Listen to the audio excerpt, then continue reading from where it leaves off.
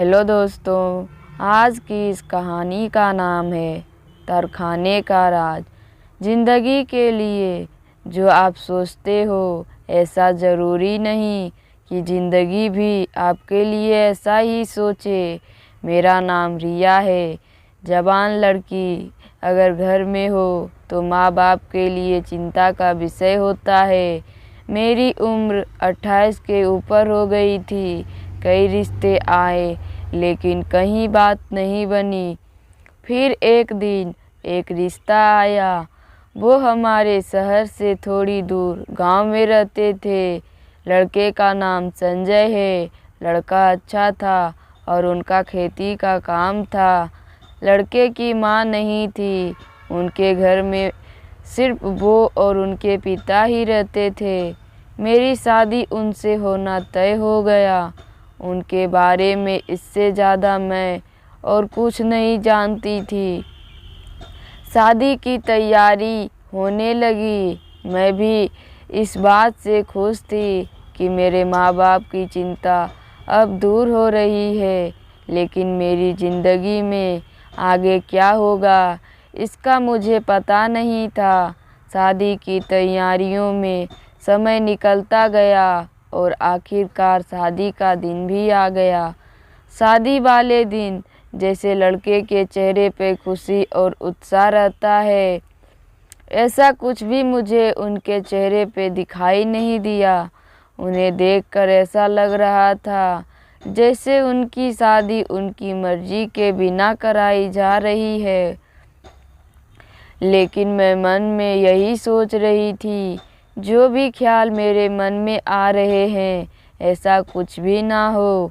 अपनी ज़िंदगी में अच्छे होने के उम्मीद लिए मैं बैठी थी। शादी करके मैं उनके घर गई। घर गांव में था यह तो मुझे पता था, लेकिन यह नहीं पता था कि उनका घर खेत पर है। घर के पास थोड़ी दूर तक कोई घर नहीं दिखाई दे रहा था। उनका घर भी बहुत बड़ा था। इतना बड़ा घर और सिर्फ हम 3 लोग। मुझे घर में जाते ही थोड़ी बेचैनी होने लगी। लेकिन फिर मैंने सोचा कि नई जगह है, ऐसा होना स्वाभाविक है। थोड़े दिनों में शायद मेरी आदत हो जाएगी।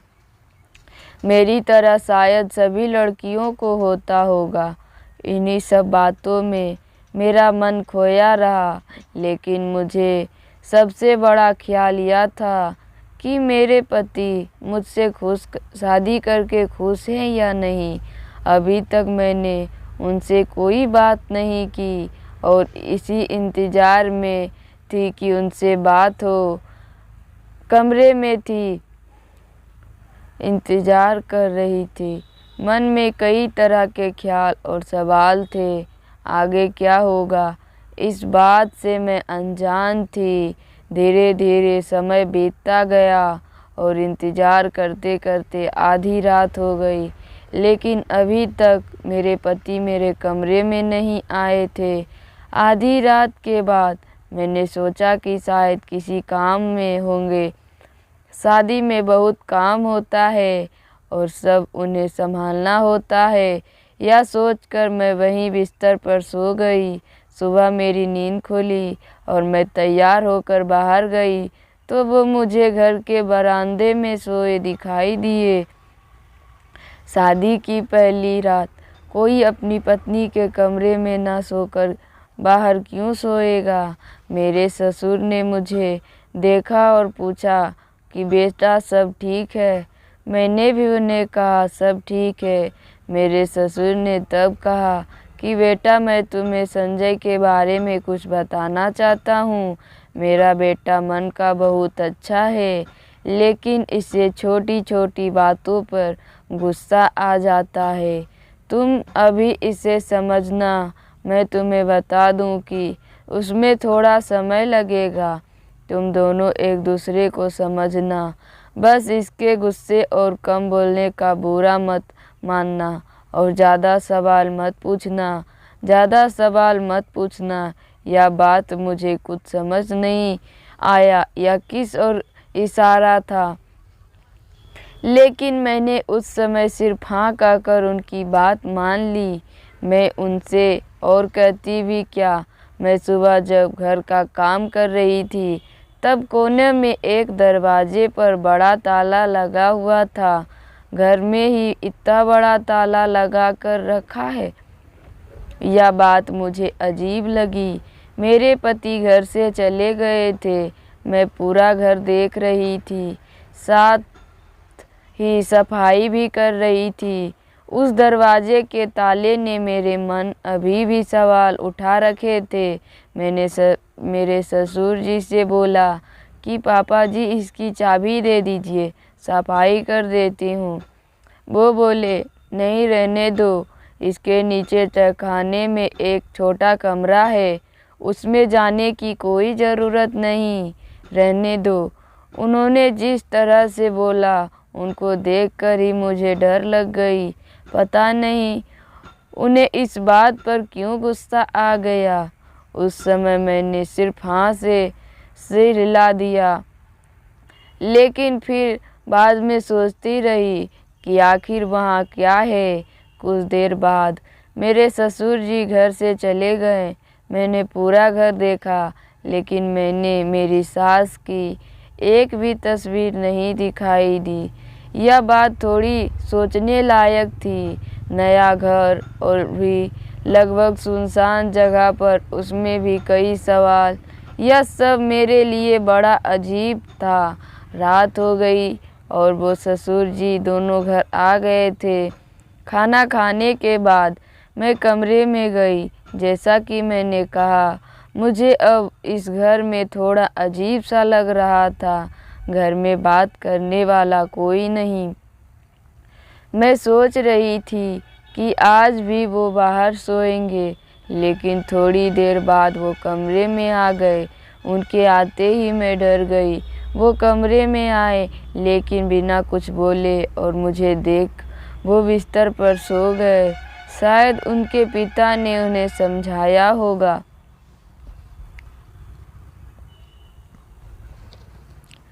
मैंने थोड़ी कोशिश की उनसे बात करने की। उन्हें बोला कि आपको ठंड लगे तो यह कंबल ले लेना, लेकिन उनका कुछ जवाब नहीं आया। मैं भी कुछ समय के बाद सो गई। उस दिन के बाद रोज़ वो कमरे में ही सोते थे, लेकिन मेरी तरफ पीठ करके और बिना कुछ बोले। यह कैसी शादी थी। मेरी पति मेरी तरफ देख भी नहीं रहे थे। मेरे ससुर ने पहले ही समझाया था कि ज़्यादा सवाल नहीं करना, इसलिए मैं कुछ बोलती भी नहीं थी।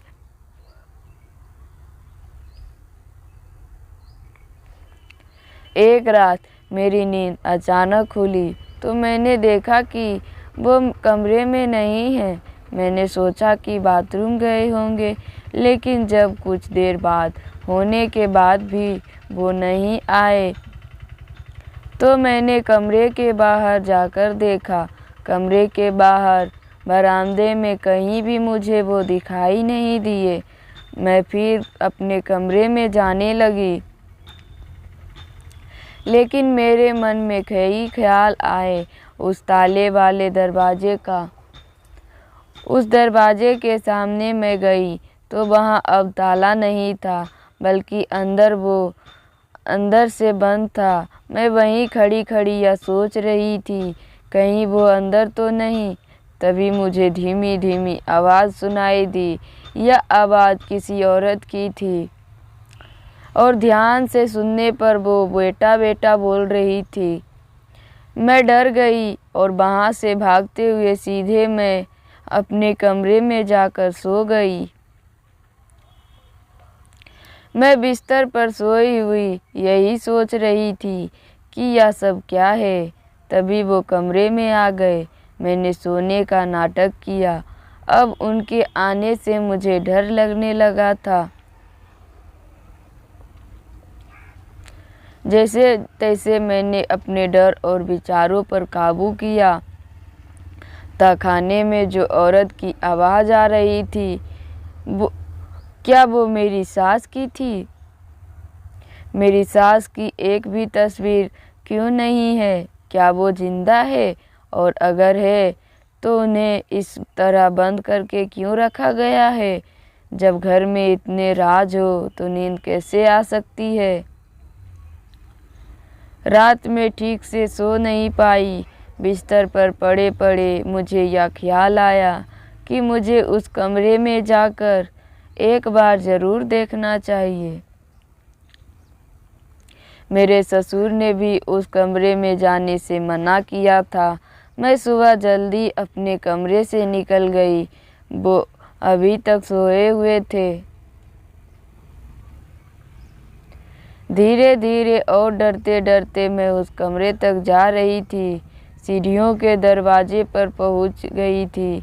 हमेशा की तरह अभी भी वहां बड़ा ताला लगा हुआ था। उसकी चाबी मेरे पति के पास रहती थी। मैंने सोचा कि मैं बाहर से आवाज़ लगाती हूँ, शायद कोई जवाब दे। लेकिन फिर मैंने सोचा कि आवाज़ लगाने से मेरे पति या ससुर कोई जाग जाएगा।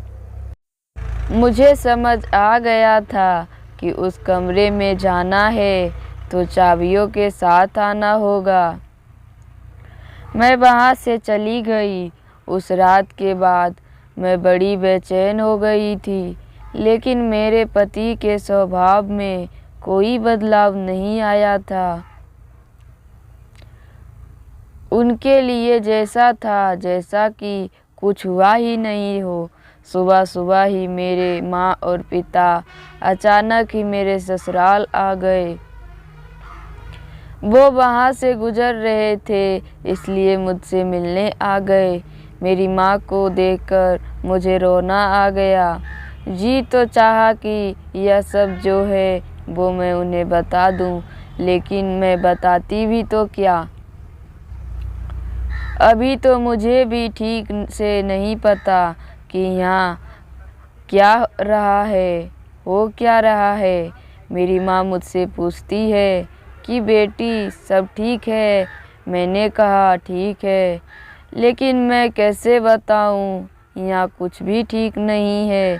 ना मेरा पति और ना ही मेरे साथ पति की तरह रहता है, ना ही इस घर में क्या हो रहा है उसका मुझे पता है। लेकिन मैं अभी उन्हें भी चिंता में नहीं डालना चाहती थी, इसलिए मैंने मेरी माँ को कुछ नहीं बताया। उन्हें जाने के बाद जब मेरे ससुर घर पे थे तो मैंने उनसे पूछ लिया कि पिताजी, सासू माँ कैसे चल बसी। उन्होंने मेरी तरफ ऐसे देखा जैसे कि मैं कोई बहुत गलत बात पूछ ली हो। बोले, बेटा तुमने मुझसे तो यह बात पूछ ली, लेकिन भूल कर भी यह बात कभी अपने पति से मत पूछ लेना। समय आने पर मैं सब बता दूंगा तुम्हें। अभी इस बात को मत करो। इतना कहकर वो चले गए। अब रात होने से मैं डरने लगी थी। रात फिर वही होता। मेरे पति आधी रात को उसी कमरे में जाते और वहाँ से मुझे बहुत धीमी धीमी आवाज़ें सुनाई देती। उस रात मैंने सोच लिया था कि आज चाबी लेकर आवाज़ सुनाई देती। उस रात मैंने सोच लिया था कि आज भी चाबी लेकर ही रहूँगी। रात जब वो कमरे में आकर थोड़ी देर बाद सोए तो मैंने धीरे धीरे उनकी जेब से चाबी निकाल ली। सुबह जल्दी ही मैं उस कमरे की ओर गई। मन में कई तरह की बातें और डर था। मैं उस दरवाजे के सामने खड़ी हुई जहाँ ताला था और उसकी चाबी मेरे हाथ में थी।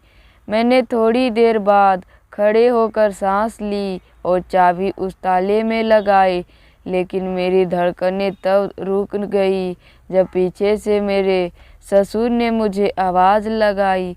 बहू, उनकी आवाज़ ने मेरी जान ही निकाल दी थी। मैं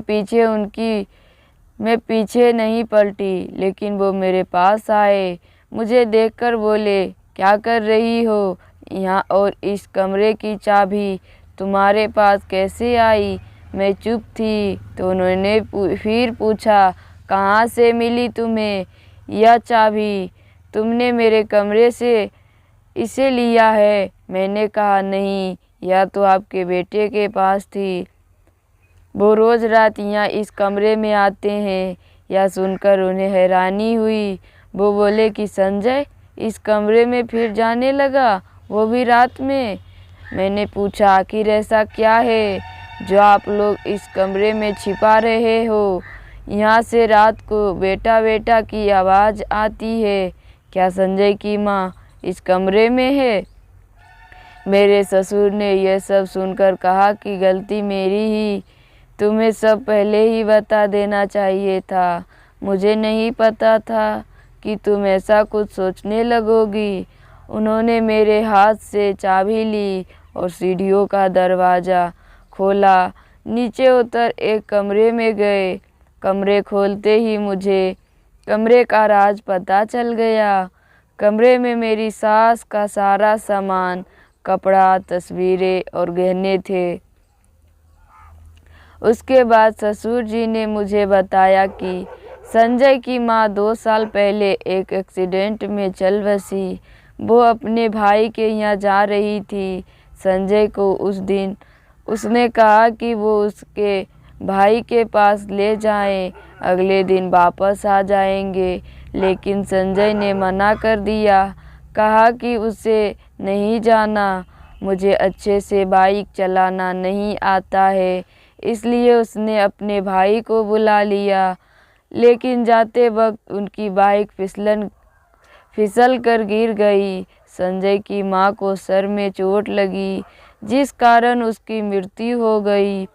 संजय अपनी माँ की मौत का खुद को जिम्मेदार मानता है। उसका मानना है कि वो अगर उस दिन माँ को ले जाता तो ऐसा कुछ भी नहीं होता।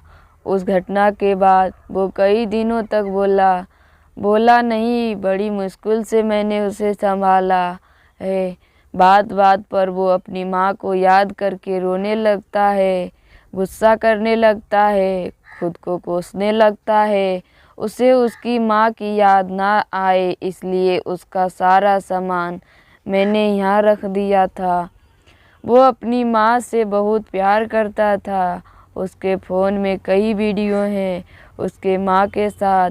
शायद रात में आकर वो यही सब फिर देखने लगा है। मैंने सोचा कि उसकी ज़िंदगी में अगर प्यार आएगा तो शायद कुछ ही हद वो फिर से खुश हो सकेगा। इसलिए मैंने उसकी शादी करवा दी। उसकी माँ उसे शादी के लिए कहती थी, लेकिन वो मना करता था। शादी के वक्त भी वो यही कह रहा था कि माँ नहीं है तो शादी करके किसे खुश करूं। इसलिए मैंने तुम्हें कहा था, उसे गलत मत समझो। उसे प्यार की ज़रूरत है। उसे यह विश्वास दिलाना है कि जो हो गया अब उसे बदला नहीं जा सकता, ना ही उसमें उसकी कोई गलती है। कुछ समय पहले जिस पति से मैं डर रही थी, अब उसके लिए मेरे दिल में प्यार और सहानुभूति जाग गई। जो अपनी माँ से इतना प्यार करता है वो कैसे बुरा हो सकता है। मैंने उसी समय अपने ससुर से कहा कि अब आप बिल्कुल भी चिंता मत करें, मैं उन्हें संभाल लूँगी। सुबह जब वो घर से बाहर जाने लगे तब मैंने उन्हें कहा कि आप बहुत अच्छे हैं। उनका कोई जवाब नहीं आया, लेकिन एक हल्की सी मुस्कान ज़रूर आई। माँ की जगह तो कोई नहीं ले सकता, लेकिन फिर भी मैं कोशिश करूँगी कि वो अपने आप को दोषी समझना बंद करे।